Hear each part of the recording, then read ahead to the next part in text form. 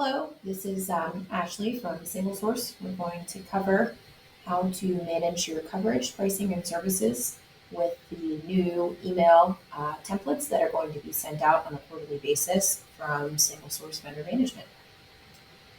First up, you'll receive an email notification. These will come quarterly, and they will include your coverage as the coverage has been currently loaded into our system. We'll have 3 actions required.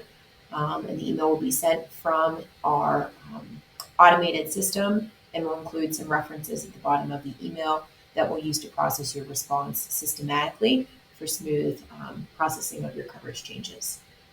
You'll get 1 email sent per your vendor class. So if you work for SingleSource in more than one capacity, for example, as a realtor and also maybe as an appraiser or as a field services provider and maybe also as an inspector, you may receive more than 1 email for each vendor class.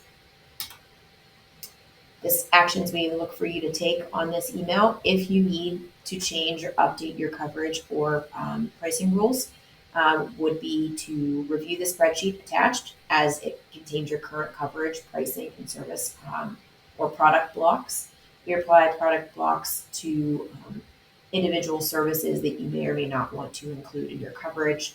Or things that you do or do not supply to us in certain coverage areas. You will update the spreadsheet by adding or deleting zip codes, changing or updating pricing rules, and applying or removing service blocks. I'll show you how to do that. Ensure the formatting remains unchanged so we can seamlessly process your updates. The spreadsheet is formatted in a way that we can automatically ingest it through our system's APIs. So that means there's no human intervention, and that means there will be limited human error if the spreadsheet is processed by the system versus someone having to read and review it on our end if the formatting has been changed. Simply respond to the original email with a revised spreadsheet attached. We will acknowledge and diagnose the changes that you've made to your coverage and automatically apply them. Confirmation email will be sent when the changes have been processed. A couple of quick notes on the spreadsheet, which we'll show you. There's 3 different areas that you can edit. Coverage is defined by a zip code in our system. State county information is provided for informational purposes, but our system reads the zip codes only. So I will explain how you would make changes if you wanted to add an entire county or remove an entire county or add a city. Our entire system is based on zip code, so you do need to provide the zip code level details for changes. You can add or remove zip codes by deleting rows or adding rows, and I'll show you how to do that. Single source default pricing applies to each service and coverage unless you provide an alternative price. So your price will be considered when we're doing assignments, but is not a guarantee of payment and or offers. In the case of many of our clients, there's standard pricing or investor pricing that applies to a service, and we can override that only in certain scenarios. So you can provide your pricing if you so choose, but in many cases, pricing is dictated by our clients and or the investor requirements. Again, I'll show you how to make those edits regardless.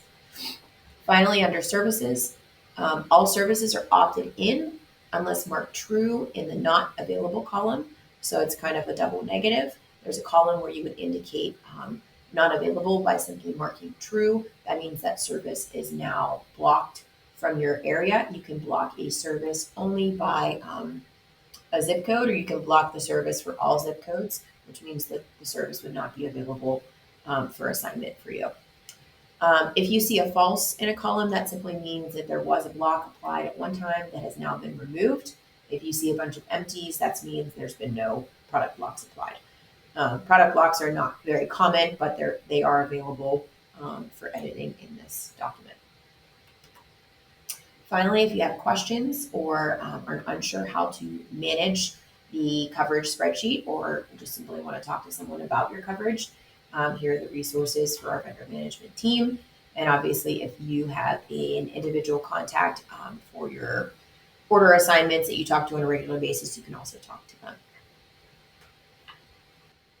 Okay, so this is what the spreadsheet will look like. It's attached to the email. It would have a label with your vendor and your vendor ID. On the left here is the state, county, and zip codes currently listed in your coverage. As I mentioned earlier, state and county are listed for informational purposes. Our system is based off the zip code itself.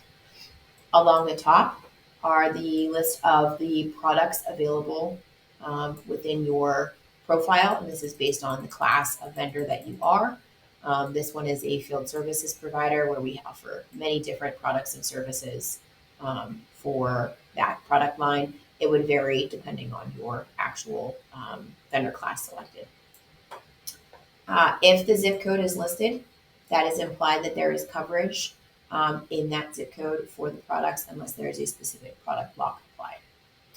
So to add a zip code, for example, if you wanted to add coverage in Hartford, in Alabama, you could supply the state and county if you so choose. But really all we need is the zip code itself. And by simply adding the zip code, that would indicate that this coverage is now something that you would be offering. If you wanted to add Mobile County or Mobile County, for example, there is, I think, 20 or 30 zip codes in that county. You would need to add a row for each one, and all the way down if you wanted to indicate coverage for the entire county. This is clerical. You don't need to include, again, the state and county. We simply need the zip code information. So that is how you would add coverage. If you wanted to remove coverage, for example, say you no longer cover Dale County or a portion of Dale County, you simply would select all, right-click, and delete the rows. That would let us know that you no longer cover those counties or those zip codes, and our system would recognize we had those zip codes before and now we no longer do, and automatically remove them from your account. If you would like to provide a fee for a specific line item or product or service, you can simply find the area that you want to provide the fee for. You can have different fees for different coverage all the way down to the zip code level. And you would simply indicate here that your fee is $50 for maybe all of Coffee County. And maybe in Geneva County, it is $55. You can manually update those. You could also simply just drag this all the way down and say, for all the coverage that I have, my fee is $50. Again, you're only indicating a special fee here if it is different than the standard fee that SingleSource offers.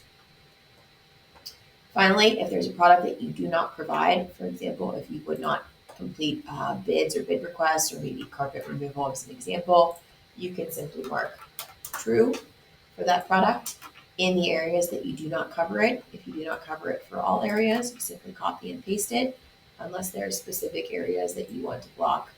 And you can drag this over and say, I do not cover that for Geneva County, and simply delete those and only apply the product blocks in the areas that you so choose. If you would make edits like deleting entire products or messing with any of the headers, our system will flag it as an error, and we will return to you that the spreadsheet has been edited in a way that can't be ingested by our system, and we will let you know that, and then you would have to resend back the spreadsheet with the proper formatting. That's pretty much it. Again, refer to resources if you have any questions, and I hope you found this video helpful. Thank you.